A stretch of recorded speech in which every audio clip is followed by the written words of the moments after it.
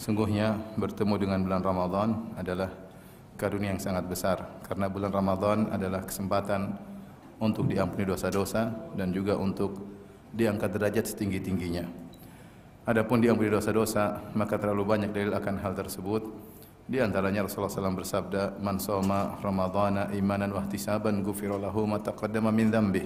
Siapa yang berpuasa di bulan Ramadan penuh dengan keimanan, wahtisaban dan penuh pengharapan, maka akan diampuni dosa-dosanya yang telah lalu. Di sini Nabi mempersyaratkan dua, iman dan wahtisaban. Harus beriman bahwasanya ini perintah dari Allah Subhanahu wa taala. Kemudian wahtisaban, ihtisaban maknanya adalah semangat. Jadi menjalankan ibadah bukan karena beban yang berat, tetapi dengan ada rasa semangat berharap ampunan dari Allah Subhanahu wa taala. Maka jawabannya ghufira lahu ma taqaddama min dzambi, akan diampuni dosa-dosa yang telah lalu. Nabi SAW juga bersabda, "Man qama Ramadhana imanan wa ihtisaban ghufira lahu ma taqaddama min dzambi." Siapa yang salat tarawih di bulan Ramadan dengan keimanan dan pengharapan, maka akan diampuni dosa-dosa yang telah lalu. "Wa man qama lailatal qadri imanan wa ihtisaban ghufira lahu ma taqaddama min dzambi." Siapa yang menghidupkan malam Lailatul Qadar dengan penuh keimanan dan pengharapan, akan diampuni dosa-dosa yang telah lalu. Ini semua dalil menunjukkan Ramadan adalah kesempatan untuk diampuni dosa-dosa. Rasulullah SAW juga bersabda, "Wa Ramadan ila Ramadan mukaffiratun ma bainahuma." Sungguhnya Ramadan satu dengan Ramadan berikutnya akan menghapuskan dosa-dosa di antara keduanya.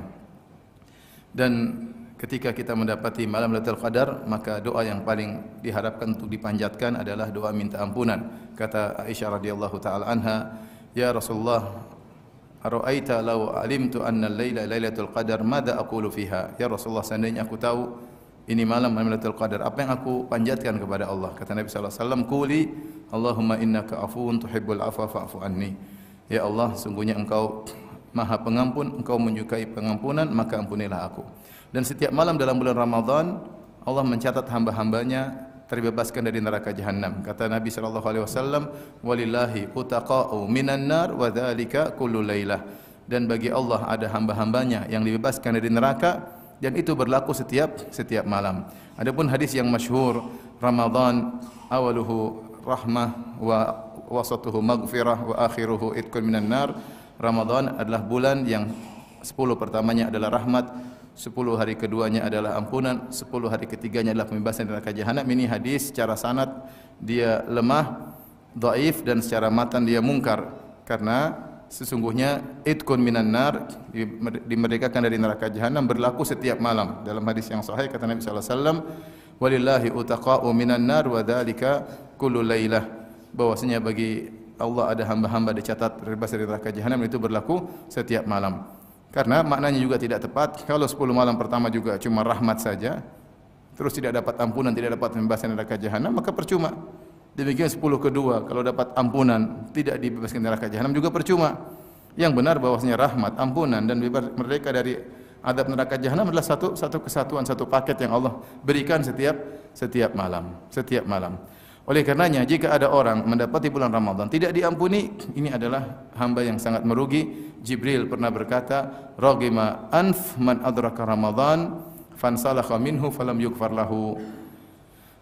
Merugi, raghima anf maksudnya hidung seorang tersungkur di tanah, itu menunjukkan kerugian. Seorang mendapati bulan Ramadan, kemudian bulan Ramadan lewat dan dia tidak diampuni. Ini hamba yang sangat parah. Kenapa? Karena setiap malam di bulan Ramadan dia berkesempatan untuk diampuni dosa-dosanya. Tapi malam pertama lewat, dia tidak diampuni. Berarti dia tidak serius dalam beribadah. Malam kedua lewat, dia tidak diampuni. Tidak serius dalam beribadah. Saya malam 29 lewat, dia tidak diampuni. Ini hamba yang paling merugi, hamba yang celaka.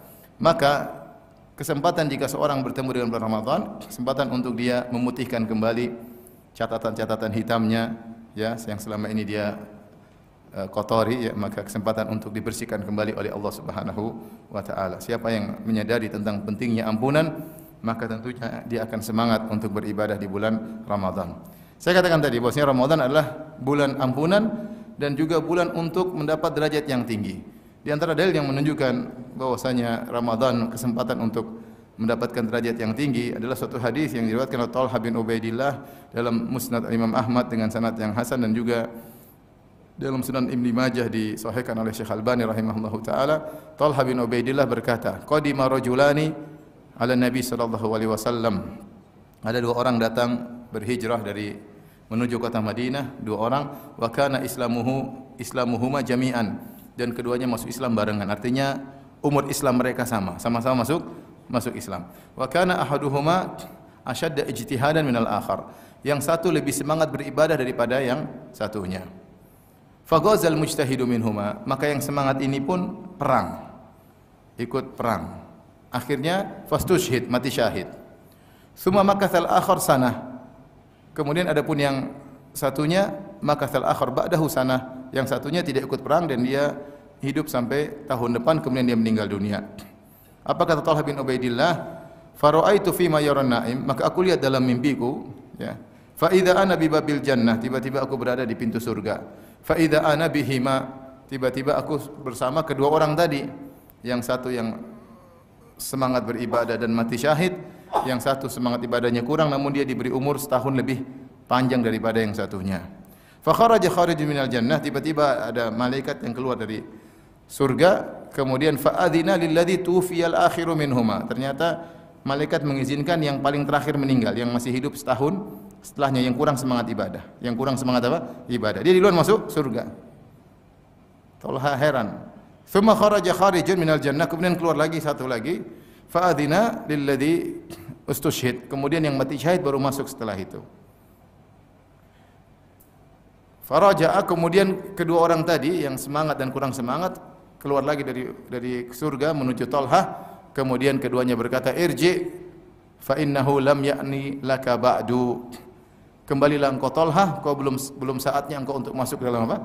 Surga. Kita tahu Talha salah seorang dari al-mubashshirina al-asyara al-mubashshirina bil jannah, termasuk dari 10 orang yang dijamin masuk surga. Ini Talha bin Ubaidillah. Ketika Talha bangun dari tidurnya, fa asbaha yuhadditsun nasa bihi, maka dia pun cerita kepada orang-orang tentang mimpi yang dia lihat tersebut. Fa ajibu lidzalik, maka mereka pun heran dengan kisah tersebut. Ini orang yang kurang semangat kau masuk surga lebih dahulu daripada yang semangat.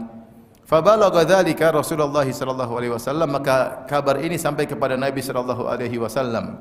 Mereka heran. Maka Nabi sallallahu alaihi wasallam bertanya kepada para sahabat, "Mimma ta'jabun?" Apa yang buat kalian heran?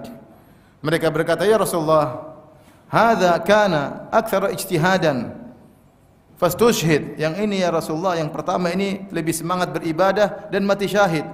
Wa dakhala hadza ya qablahu al-jannah. Sementara temannya yang kurang semangat ternyata masuk surga lebih dahulu. Kok bisa ya Rasulullah? Kok bisa ya Rasulullah? Yang satu yang semangat ibadah dan mati syahid kok masuk surga terlambat lebih dahulu yang kurang semangat. Apa kata Nabi sallallahu alaihi wasallam? Alaisa qad makatha ba'dahu sanah? Bukankah yang kurang semangat ini masih diberi umur oleh Allah setahun setelah itu? Qalu bala, benar ya Rasulullah. Alaisa qad adraka Ramadan fasamahu? Bukankah di dalam setahun tersebut dia mendapati bulan Ramadan dan dia berpuasa? Kata para sahabat, bala ya Rasulullah. Wa sajada kam sajdah, dan dia sujud berapa banyak sujud? Falama bainahuma ab'adu ma bainas sama'i wal ard.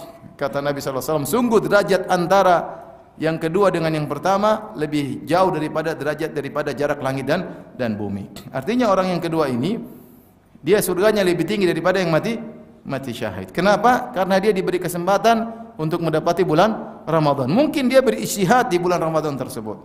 Sehingga karena Rasulullah mengatakan alaisa qad adraka Ramadan?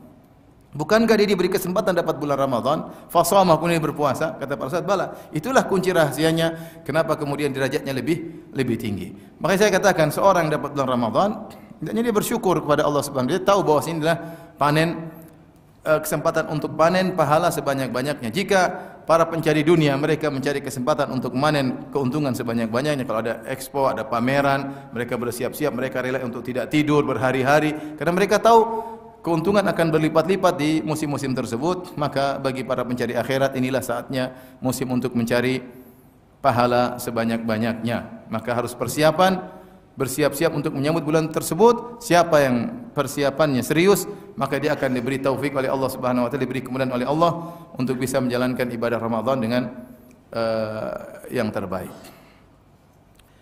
Mudah-mudahan Allah memudahkan kita bertemu dengan bulan Ramadan dan bisa mengisi bulan Ramadan dengan amalan yang terbaik.